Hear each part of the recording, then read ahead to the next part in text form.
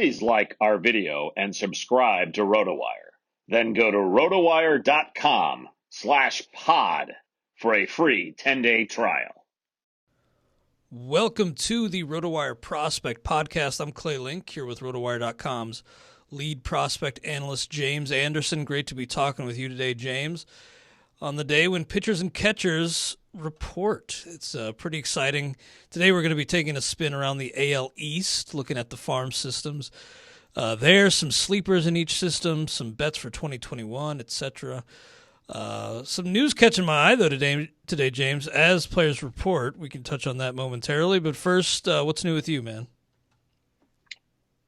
Just posted a big article about the Dynasty rankings update that went up last week and touched on just some handful of players that I found to be tough ranks or just guys I'm higher on than most or lower on than most. And then also hit on the end of the RotoWire Dynasty Invitational in that article and broke down a startup draft that I completed recently as well. So should be a lot of good Dynasty stuff in that one. That's great. I enjoyed talking Dynasty last week as we reviewed your new top 400 rankings. And then next week we're going to have Ian Kahn on, right, to discuss the differences between your different sets of Dynasty ranks. So that should be a lot of fun. Looking forward to that. Yeah, man, great stuff. Looking forward to it, James. Some of those news items that caught my eye that I just wanted to run past you that I mentioned earlier. Sean Murphy, who I think we both kind of liked in terms of drafts. I don't want to put words in your mouth. But recovering from a collapsed lung and off-season surgery to address that collapsed lung, won't be in attendance for the start of workouts. Bob Melvin still expects him to be ready to go for opening day, but does that scare you off on Sean Murphy a little bit? Yeah, I mean, I guess a little bit.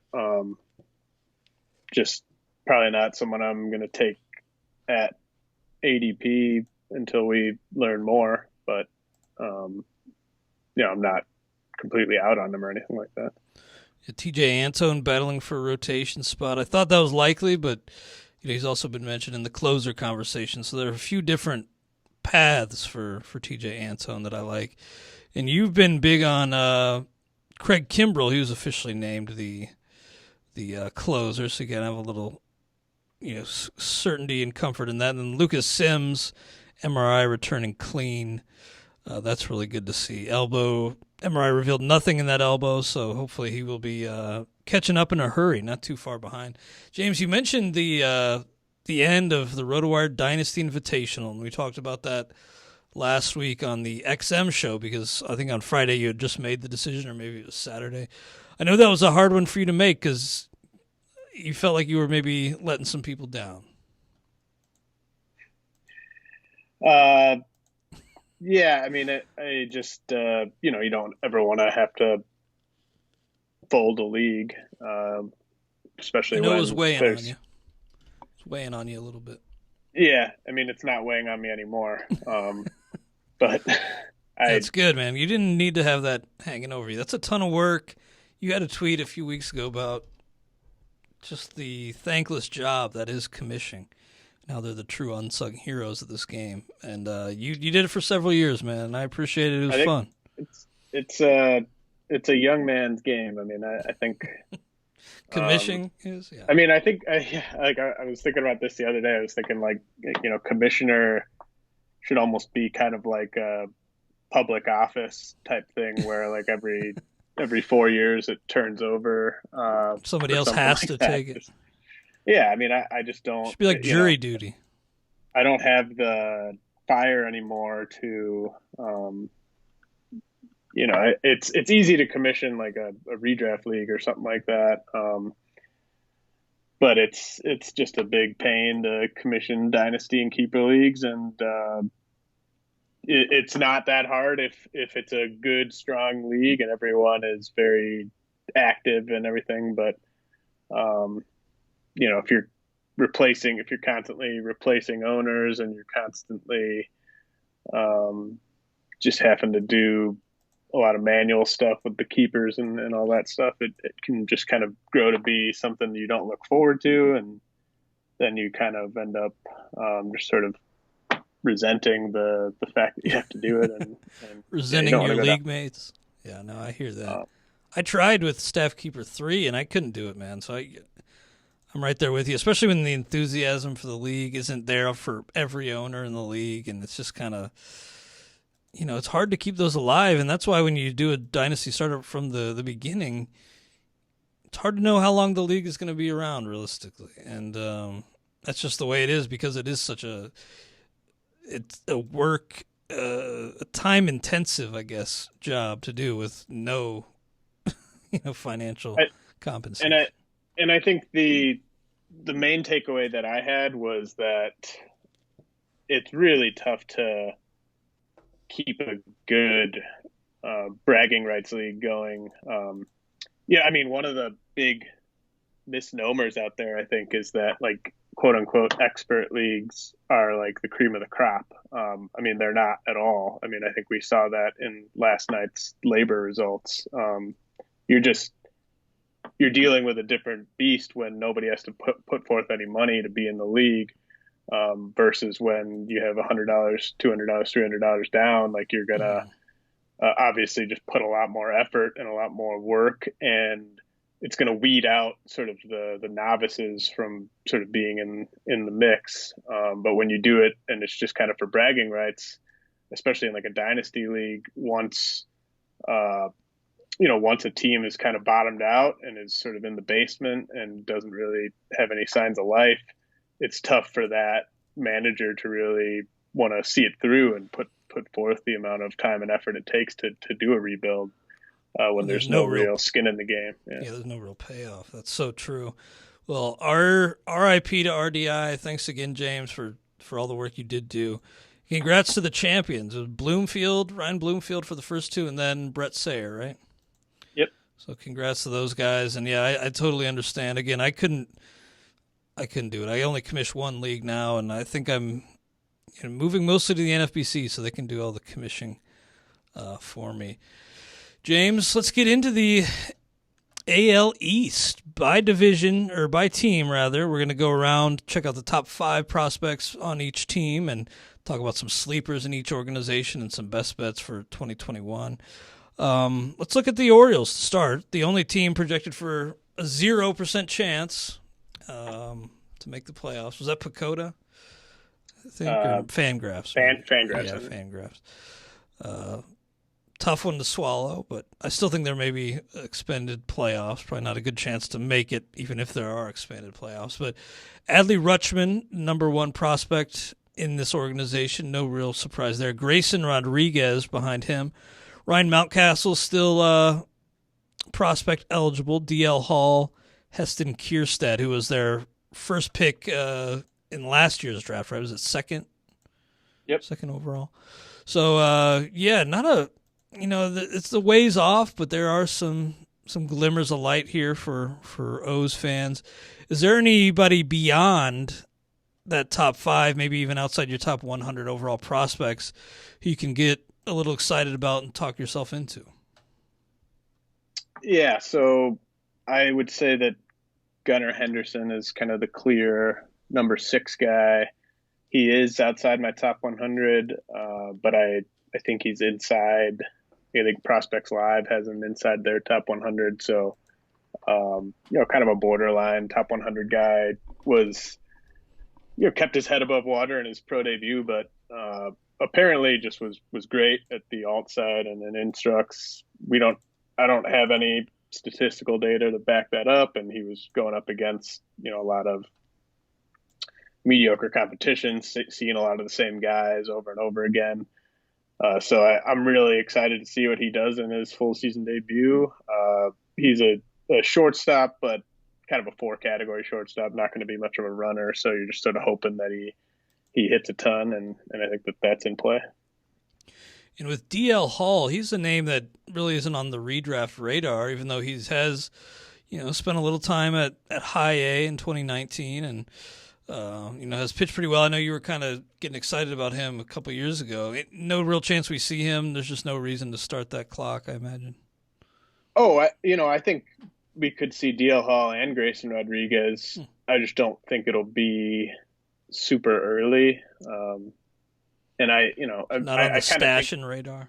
I think it's going to be kind of like a Tariq Skubal, Casey Mize thing where, middle of the year or something like that, they debut. I think you could think about those guys in a draft and hold. Even in a 50-round draft and hold, there's so many players you're kind of considering with those final 10 to 15 picks. Stashing a pitcher who may or may not debut is dicey for sure, but those guys have pretty ridiculous stuff. DL Hall, I mean, they both have really high ceilings. I think DL Hall might even have the higher ceiling of those two, but he also just throwing strikes has been a big issue for him, so really needs to improve his command and control. But yeah, I mean, I think we probably see, like, the Orioles could debut like a dozen prospects this year. I don't think that would be all that big of a surprise. They obviously don't have a ton of guys in the way at the big league level, and all of their, most of their top prospects are kind of in those middle to upper levels. So, we could see Adley, we could see Grayson Rodriguez, we could see DL Hall.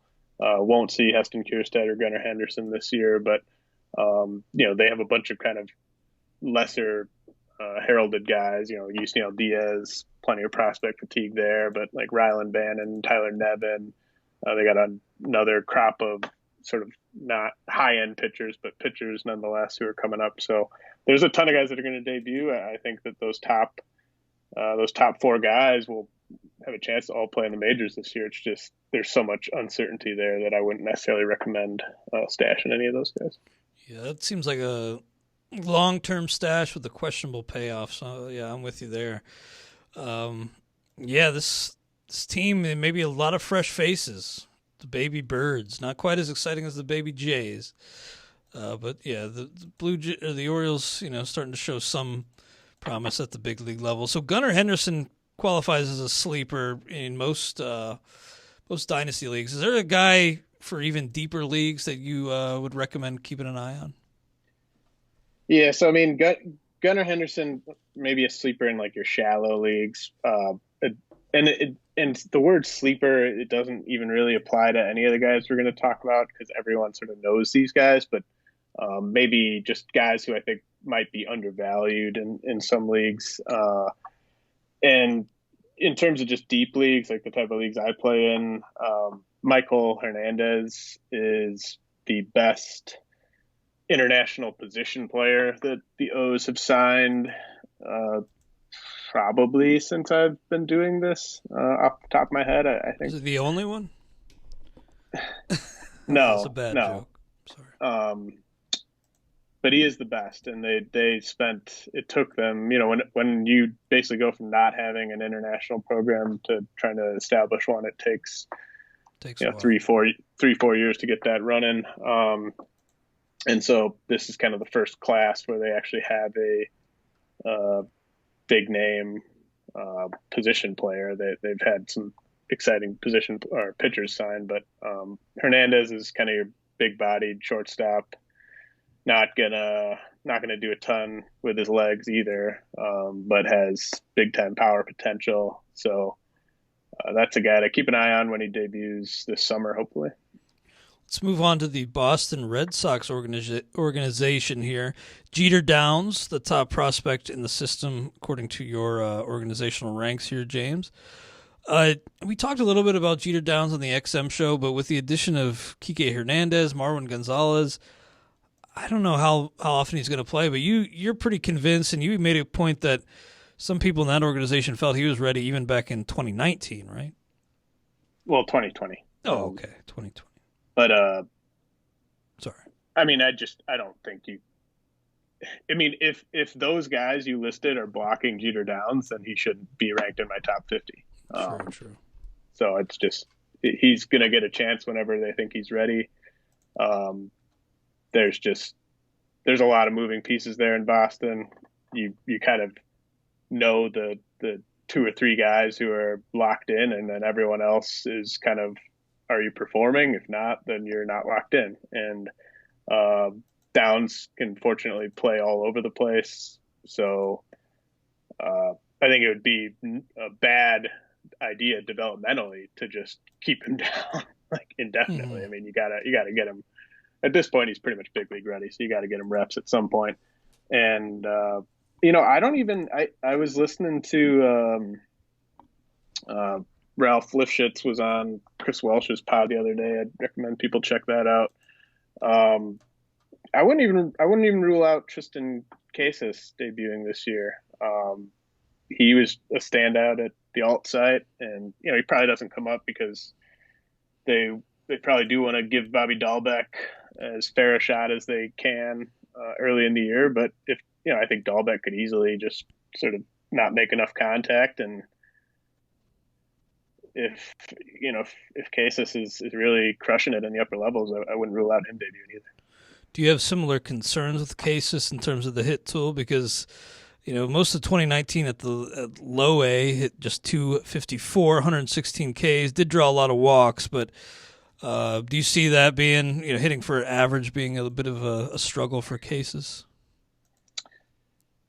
I mean, I think he's probably better in OBP leagues than batting average leagues, but I don't think he's not a Bobby Dahlbeck type of guy. Like, I think he's going to do enough.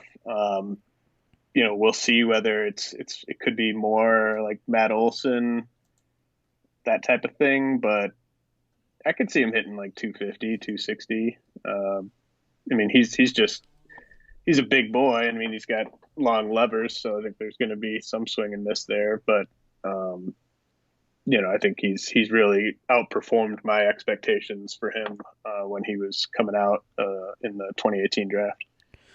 Nice. So Tristan Casas, number 2 in this Red Sox organization, number 28 on James's overall prospect list. And behind him in this organization, Gilberto Jimenez. Not much of a track record here, still a youngster.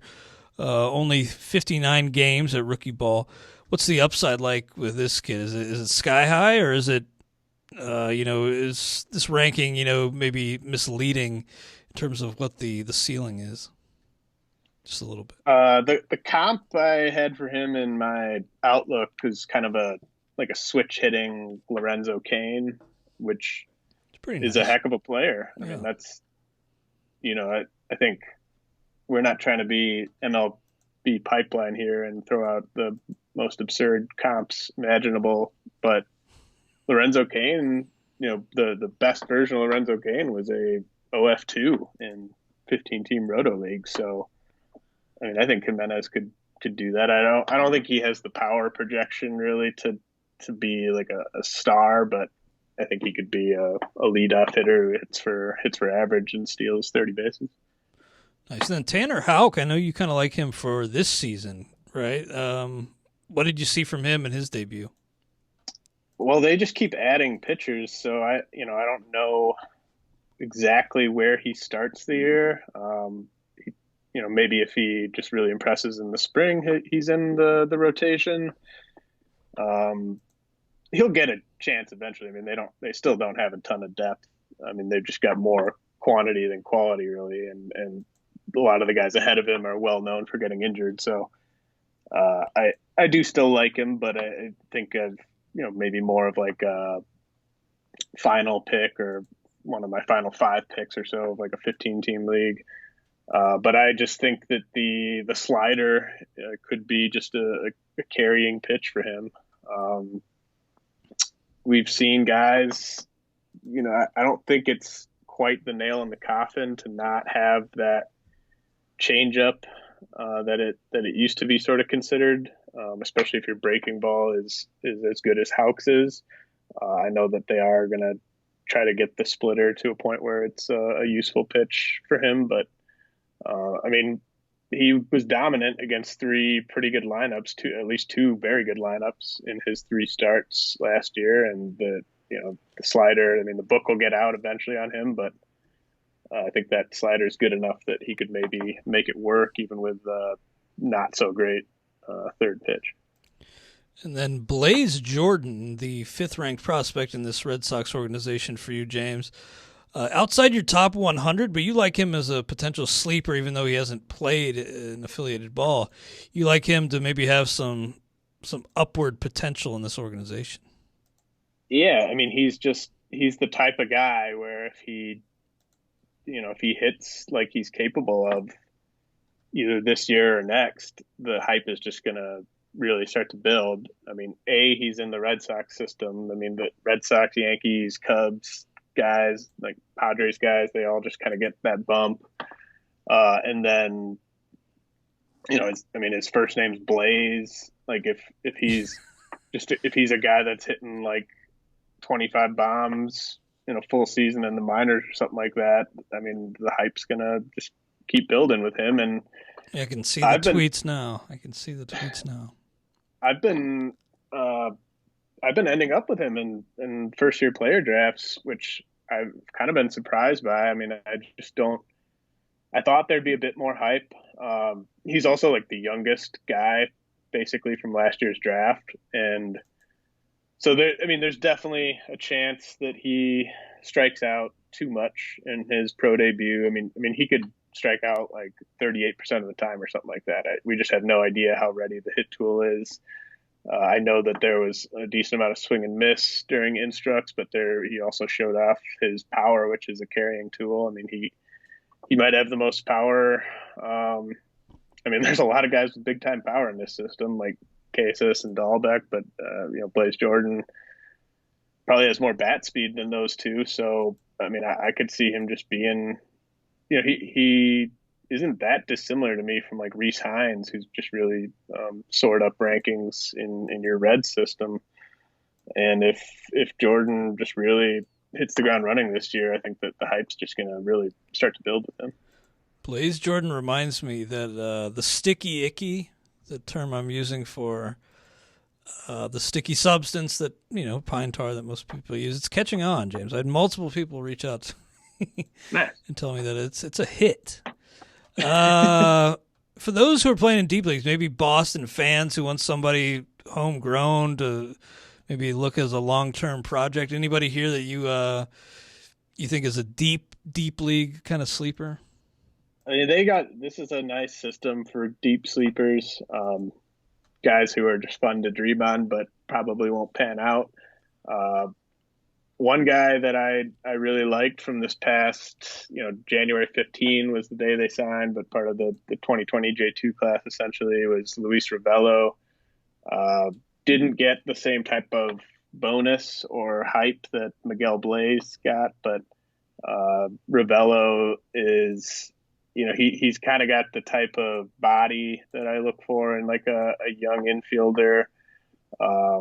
Really quick twitch, really slick in the field, switch hitter, could be a plus hit tool type of guy, might be able to tap into some 20 homer power or something like that. I mean, he's not probably going to add a ton with his legs, but Rivelo is a guy that I'm really excited to see how he debuts this year. Nice. Before we move on to the Yankees organization, a quick word from our friends at AutoNew. AutoNew Fantasy Baseball is the next-level fantasy baseball challenge you've been looking for. Experience a year-round dynasty competition with deep rosters, accumulate prospects to lead your team in the future, or move for a superstar at the trade deadline. Keep your baseball mind engaged in the offseason with trades and arbitration. Learn more about why everyone who plays AutoNew becomes addicted at autonewbaseball.com. That's OTTONEU baseball.com. AutoNew, better fantasy baseball. James, the Yankees, I mean, the hype with Jason Dominguez is officially out of hand. And I guess it's the train is off the rails. It's going to remain off the rails after it was reported that this kid hit 117 on the exit velo. Is that right? Yeah, I'm sure. I mean, that's not surprising if you've seen video of him. I mean, he's got. But that's like major league elite, like right now for a kid who's 18 or however old he is. Yeah, I mean, Marco Luciano hit 119, so And Vlad, we saw that with our own eyes, and he was 19 at the time, I think. Yeah, I mean, you can just fall in love with Dominguez's bat speed. I mean, he's not only got crazy bat speed, but he's just super yoked. He's kind of got like the Popeye body where like he's not fat or anything. It's just like once you get outside of his torso, everything is just gigantic. And I mean, he's like, as soon as he does, like if he just starts his first like 10 days in pro ball and hits like 3 homers or something, people are going to be treating him like the number 1 prospect or top 5 prospect or something like that. So yeah, you're right. I mean, the hype is just ridiculous. Yeah, I'm not like into baseball cards anymore. I got into it probably 7 years ago randomly. I'm glad I'm out of it in this latest boom. But apparently the Jason Dominguez cards are like the hottest thing in the world right now. That one card, is that like his Bowman, like his first Bowman card or whatever? It's a pretty slick looking card.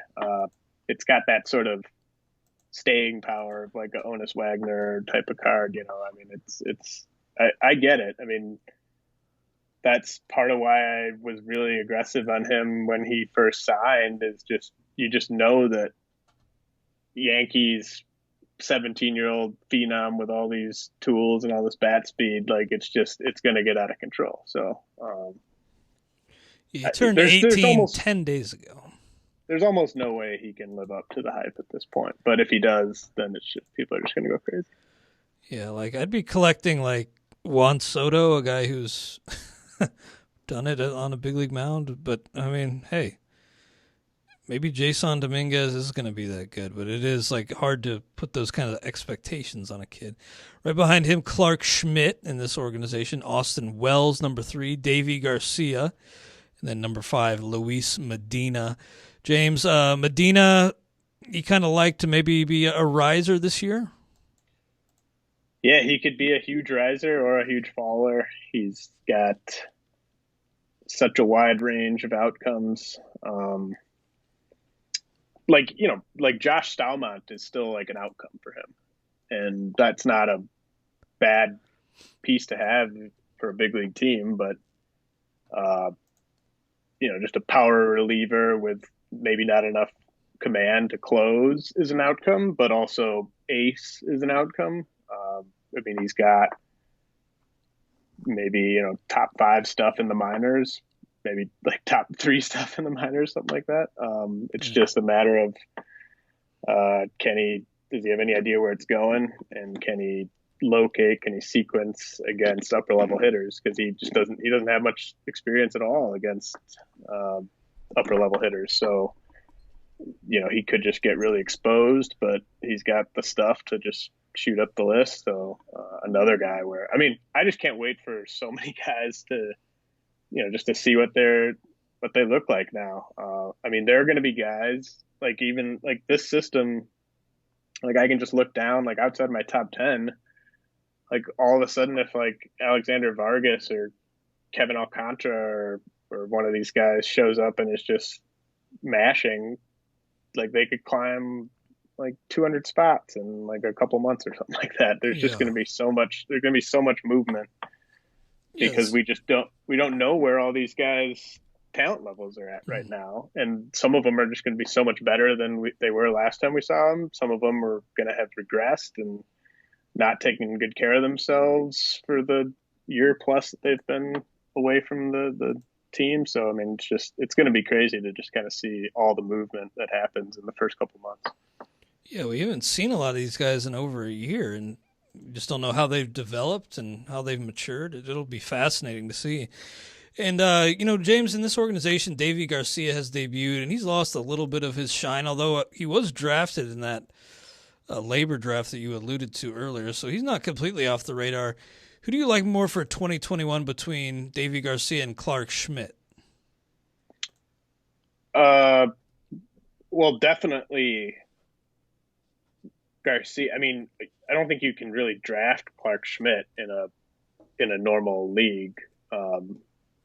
you could definitely draft him in draft and hold. You could definitely draft him in AL only, but Garcia is the one that has a chance to open the early rotation. So, I mean, I'm not going near him at cost, so I'm not going to have any shares of Davey Garcia. But I mean, if you make me choose just for 2021 value, I'll go with the guy who could break camp in the rotation. Very nice. And then sleepers in this organization, sounds like you like Alexander Viscayno. What's his skill set look like?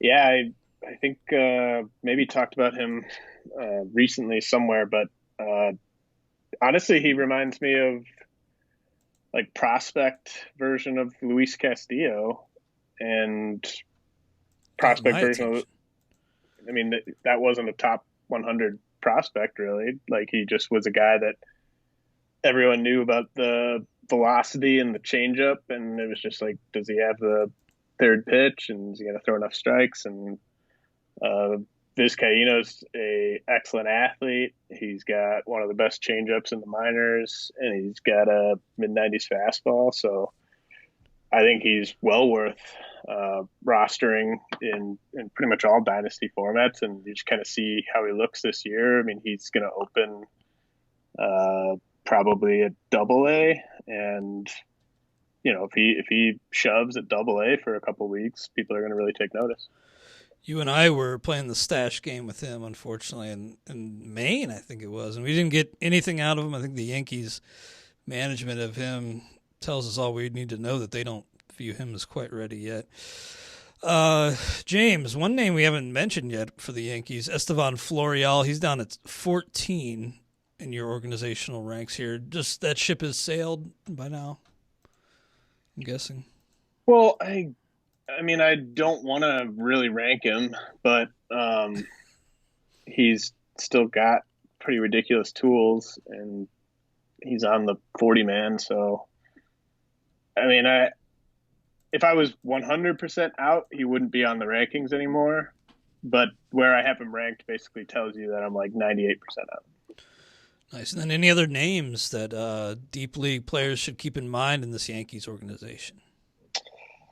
Yeah, I mean, Josh Smith, second baseman, he's just kind of a classic guy that I just fall for and overrate. But I mean, he was amazing in his debut as an old player in short season ball. But I mean, he could get assigned to high A or Double-A, and I just think the plate skills are really intriguing. And then Antonio Gomez, who definitely doesn't get the hype that Kevin Alcantara and Alexander Vargas get, and Gomez is a catcher, so I understand if you just don't want anything to do with him in Dynasty. But I mean, he's just got crazy tools and a ton of upside offensively, and good defensive tools as well. And he could be one of those guys where he just really just mashes at some level. You know, maybe it's low A or something, and just really catches people by surprise by how much power he's got and his plate skills. So could end up being nothing. I mean, he's still 20. He'll turn 20 in November. So I mean, he's a 19-year-old catching prospect, but I mean, the tools are. I mean, he could be like a top 2 or 3 catching prospect in a year or two. Nice. Then now this Tampa Bay Rays team, still the top farm system, would you say, in baseball? Yeah. Yep. They had breathing down their neck. Well, they had the most guys in the top 400 update, and they might have the most guys in the top 100 or so. I'd have to check on that, or definitely maybe the top 200. I don't think anyone's really breathing down their neck right now. It's just unfair. Come on. There's, I think Cleveland, San Francisco. I mean, the Dodgers are still loaded. I mean, there's teams that are kind of on the come up. I think the Cubs are going to have like a top 3 system in about a year. But I mean, I love Arizona's system, but yeah, I mean, the Rays just have it all. I mean, they have close to the majors pitching, hitting. They have guys that are a bunch of years away with a ton of upside. I mean, they just, any kind of prospect, they've got multiple guys that fit the bill, and they just continue to continue to load up while remaining a juggernaut at the big league level. Yeah, it's kind of frustrating for a fan of any other team, but they are kind of the blueprint right now in terms of how to build things for the present and the future. And they just traded like a guy who had some steam in past years, right? Ronaldo Hernandez, I think. He's a guy that I probably overrated, but then sort of quickly realized that I had him overrated and lowered him again. Catcher who can hit a little bit, right? Yeah, I mean, kind of. He's got power. He's definitely got power, but I don't know if the hit tool really plays against upper level pitching, and he's not a good defender. So, he's kind of walking a fine line there where he's going to really need to access that power pretty regularly to be a big league catcher. It's just kind of crazy how, his stock was falling. Now that the Rays have traded him, it's like, all right, he's toast. I don't mean that, Ronaldo Hernandez, but, it is when the Rays trade you and your stock was already falling, it's not a great sign for your long-term future. So Wander Franco is still the number one prospect in this organization, of course, and still your number one. Randy Arozarena behind him, Josh Lowe, Carlos Colmenares, Luis Patino. I mean, it just goes on and on. Vidal Brujan, Gilberto Jimenez, Shane McClanahan, who I kind of like as a deep leagues draft and hold type. Then Shane Baz, too. So, I mean, it just goes on and on. Seth Johnson, Xavier Edwards. McClanahan versus Baz is pretty interesting. It sounds like, I'd imagine after the hype Baz had at the Fall League a couple years ago that a lot of people would probably look at him as a long-term favorite to have over McClanahan, but you give McClanahan the slight edge long-term. Is that correct? Well, I think Baz is maybe a closer. That's I don't think Baz is going to start. Okay. But I think he could be like a top 5 closer in the game. McClanahan, on a per year basis, I think McClanahan just gets more innings than Baz. So that's why I have McClanahan higher. But I'm not convinced that he is a true starter either. I think he's got a better chance to start than Baz. McClanahan could end up being just a supercharged version of Jalen Beeks, who just gets you 4 or 5 innings here and there and following an opener, maybe. Maybe sometimes he doesn't follow an opener. But he could be a really dynamic weapon in whatever role they think fits his skills best. And he's probably closer to the big, I think he probably spends more time in the majors this year than Baz. But if you just want to look at my top 400 prospect rankings and try to find the next top 5 closer, I think Baz is as good a bet as anyone.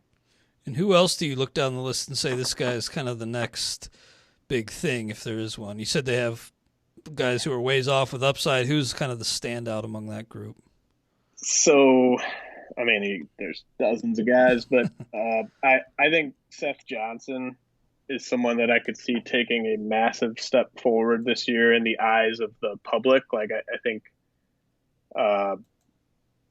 he's a former shortstop. I've compared him a little bit to Josiah Gray in the past just because of how quickly it's really rare for guys to be converted from infielders to starting pitchers, and for them to have a lot of success with that conversion and be able to pick up a changeup and pick up a breaking ball and all that stuff. And so Gray is kind of the archetype of a guy that did it very quickly and just made huge strides year after year. Seth Johnson, I think, is kind of following down that path. He's got a better fastball than Gray. He's reportedly, I think, touched triple digits. He's at least kind of sitting in the mid 90s. Really athletic, obviously, as a former position player. And it sounds like his secondary stuff is taking up. So, it's dicey because, we just kind of highlighted why McClanahan and Baz aren't that exciting just because of the role they might be used in. And you can't really trust that any Rays pitching prospect is going to be developed as a true starting pitcher. But I mean, if you want to just bet on a guy with a really high ceiling, I think Johnson, he checks a lot of boxes for me.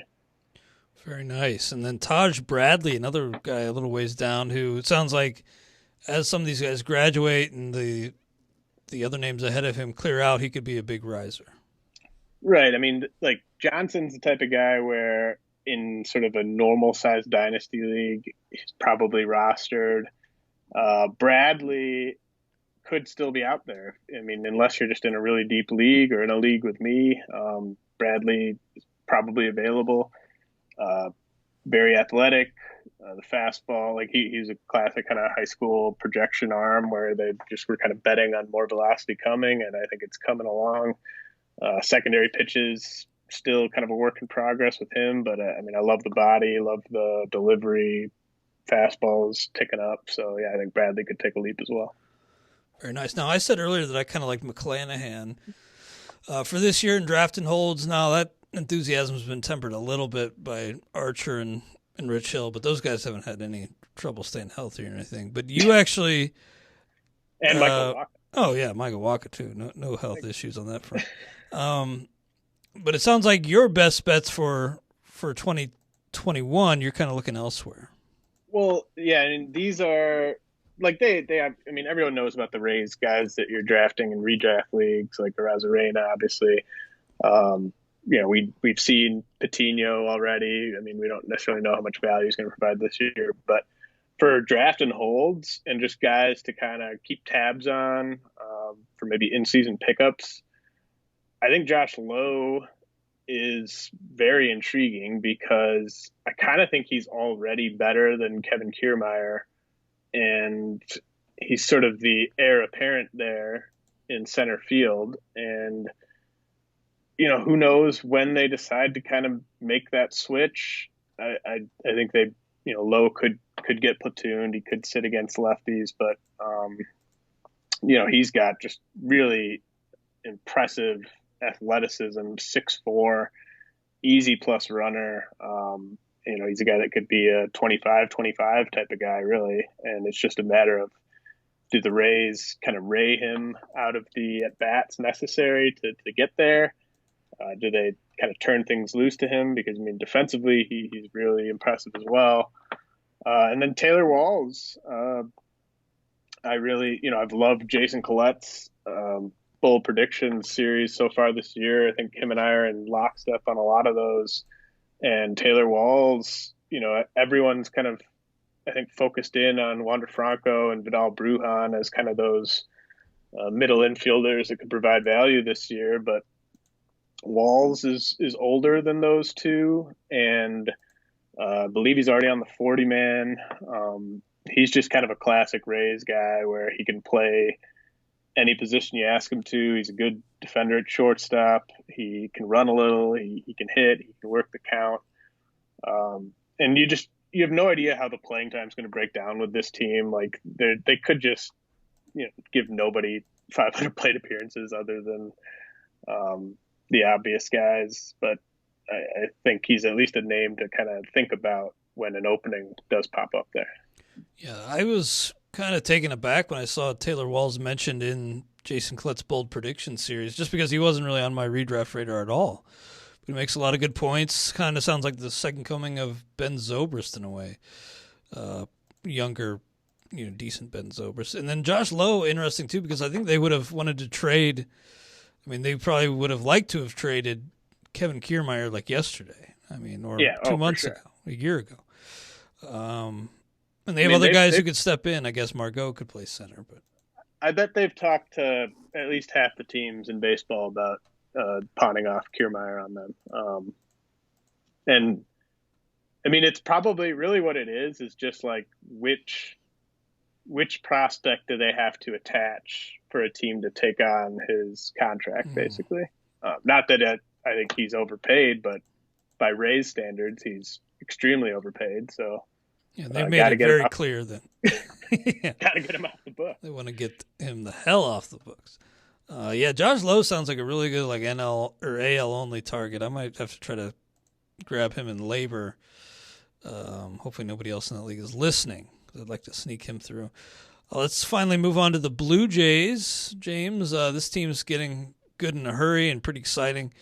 Austin Martin, the top prospect on your list here, Jordan Groshans, Nate Pearson, Simeon Woods Richardson, and Orelvis Martinez rounding out the top 5. Some interesting names behind them, too. Alek Manoah, Adam Kloffenstein, Alejandro Kirk, who I saw showed up a little beefy to spring training. But, hey, a beefy catcher, there's nothing wrong with that. Austin Martin getting a camp invite, no real chance to crack the roster really in the first half. Would you say that? No. I agree. First of all, Alejandro Kirk showing up beefy, like, does that mean, like, even more beefy than beefier than the last time we saw? I just saw a Rob Silver tweet about it. I don't know. He was wearing like a form-fitting, like okay, one of those like he shouldn't wear anything form-fitting. Yeah, it was one of those like what do they call those sweat? I forget what they call those shirts that are like dry fit. Dry fit, yes, thank you. He's wearing a dry fit, and it was maybe a size too small for Alejandro. Yeah, that's a tough call if you're Alejandro, because it's like because he's really short, so you don't want to get like the XL and have it down to your knees or anything. But you also, you're in a tough spot there. So I actually do kind of like him as a second catcher, but I do too. Too. I forget where. Oh, you were asking about Austin Martin. Yeah, no chance. That's just kind of he's our best prospect. So get him around the big leaguers. He was obviously at the alt side and impressed there. He's definitely on the fast track. We're worried about playing time for established big leaguers on that roster, so I don't think we have to worry about them bringing in an everyday player from the minors early in the season. But I love this system. I love the top of the system. This is probably I probably have the most exposure in my dynasty leagues to Blue Jays pitching prospects than, it's between Blue Jays and Royals pitching prospects in terms of where I have the most shares. I don't have any Nate Pearson, but I have just a ton of Woods Richardson, Manoah, Kloffenstein, and then Julian Merriweather and Thomas Hatch. They're not necessarily like Hatch isn't even prospect eligible, I don't think, anymore technically due to days on the active roster last year, and Merriweather's like 27 or something. But I love those two guys as well. Very nice. And a guy just a little ways down the list, Manuel Beltre, $2.6 million signing by the Jays in February of 2021. 5'11", 165-pound frame, right-handed swinger. What can you tell us about the tools with Manuel Beltre?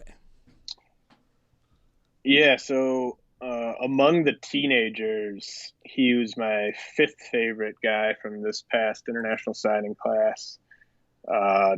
Doesn't have the type of speed or raw power that really get us excited about these international guys, but he might have the best hit tool from the entire class. He's probably had the most game reps in a competitive environment of anyone in that class.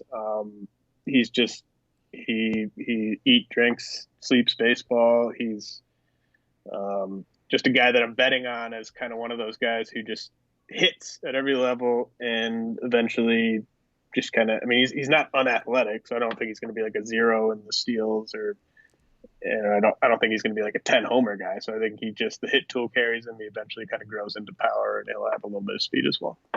So the Blue Jays have a Guerrero, they have a Bichette, they have a Biggio, they have a Beltre, and they have a Machado, Esteban Machado. Deep league sleeper Machado?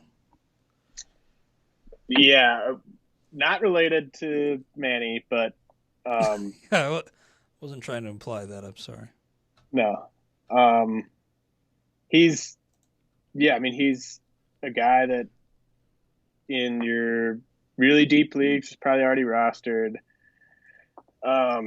Sort of has a Ozzy Albies type of body, and that's sort of the game that I'm sort of hoping for out of him as well. If that scares you off, I understand. I mean, it's rare for those guys to make it, but I mean, he's just a guy who's pretty good at every aspect of the game, and I think he's going to put up impressive numbers in his debut this year.